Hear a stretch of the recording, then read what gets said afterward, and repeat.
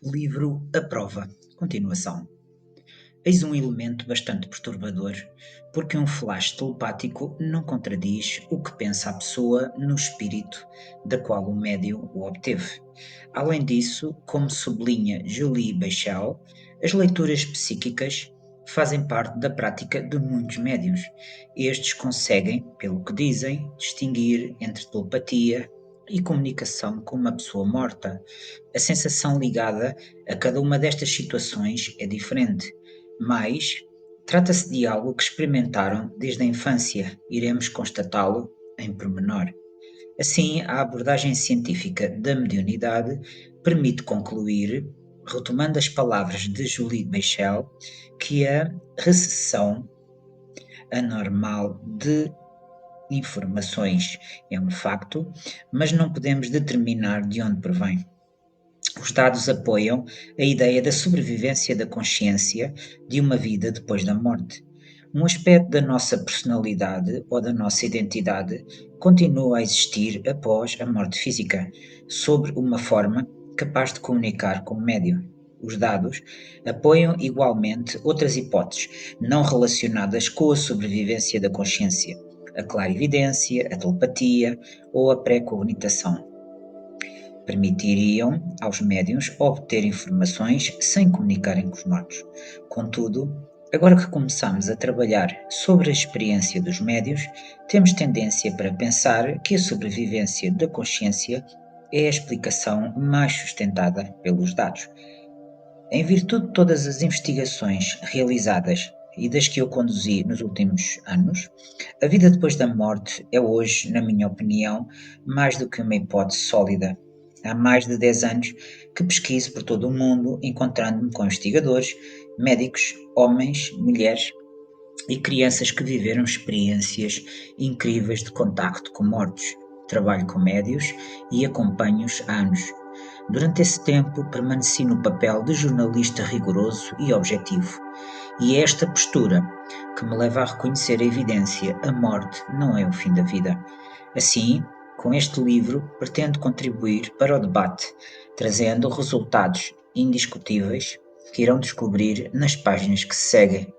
Mas, mais do que querer provar que a vida continua depois da morte, desejo explorar como se estabelece essa comunicação entre dois mundos, entre os vivos e os mortos.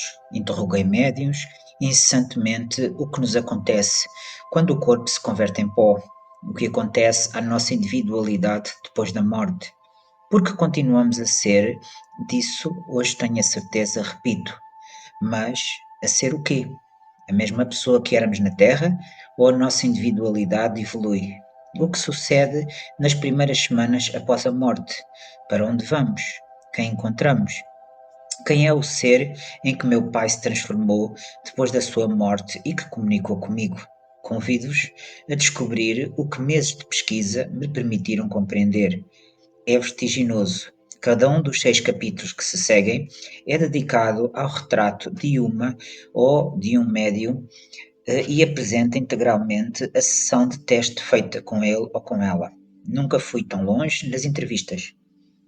Estas lançam uma luz inédita sobre o fim da existência, a morte, a vida depois dela e a comunicação com os mortos.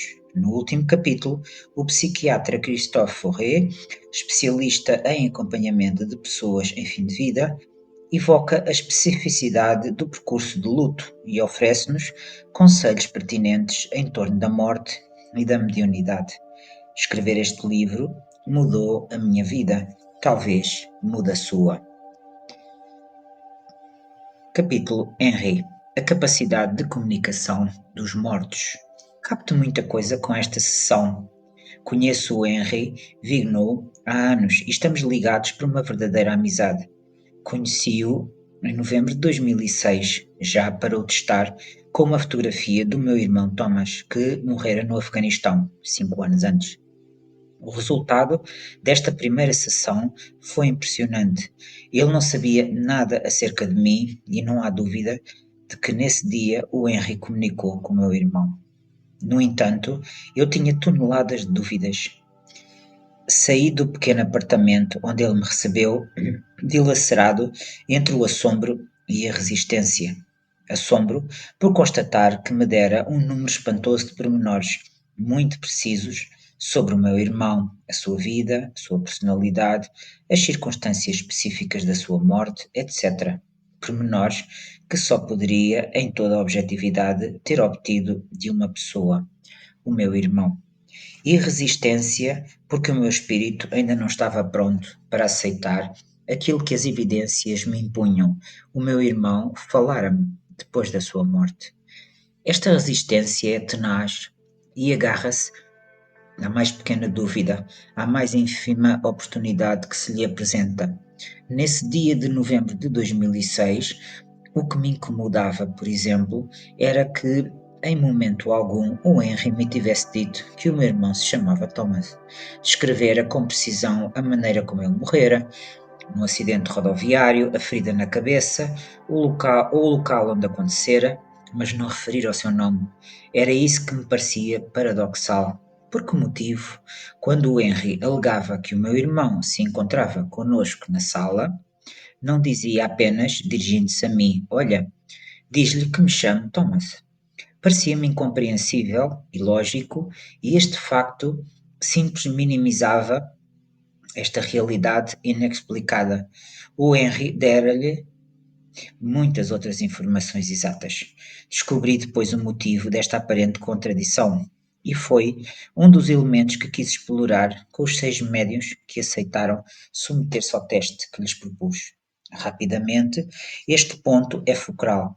Regressaremos ao mesmo ao longo desta obra. A parte do cérebro dos médios que percepciona as palavras, as imagens, as informações vinda dos mortos não é a mesma que verbaliza estas informações à pessoa viva que o foi consultar. A investigadora Julie Bechel explicou-me, a quando de uma entrevista em Tucson, no Arizona, há alguns anos, os nomes e as datas levantam um problema a muitos médios. Penso que é por estas informações dependerem do lado esquerdo do cérebro. O nome é um rótulo, ora os números e os rótulos são tratados pelo hemisfério esquerdo do cérebro. Pensamos que a mediunidade é um processo que passa sobretudo pelo hemisfério direito. Os elementos normalmente filtrados pelo lado esquerdo do cérebro são mais difíceis de percepcionar e de interpretar. Podemos fazer um paralelo com os primeiros segundos do despertar. Nesse instante, é possível que ainda conserve na cabeça o sonho que acaba de ter.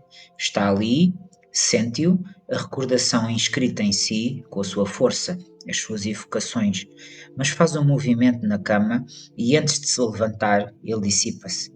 Quando tenta pô-lo por escrito ou contá-lo ao companheiro, curiosamente as palavras destroem parte do sonho. Ao contá-lo ou a pô-lo por escrito, perdão, redulo a palavras. Ele recompõe-se. Quase se trata outra coisa. Com efeito, acaba de passar do hemisfério direito do cérebro que sonha para o esquerdo, que tenta descrever o sonho. E isso esmaga. No entanto, conserva a sensação difusa de fragmentos do sonho. Havia mais, um ponto escapa-lhe. Aquela cor era, como dizer, não, apesar dos esforços, não encontra as palavras certas. Já viveu esta experiência?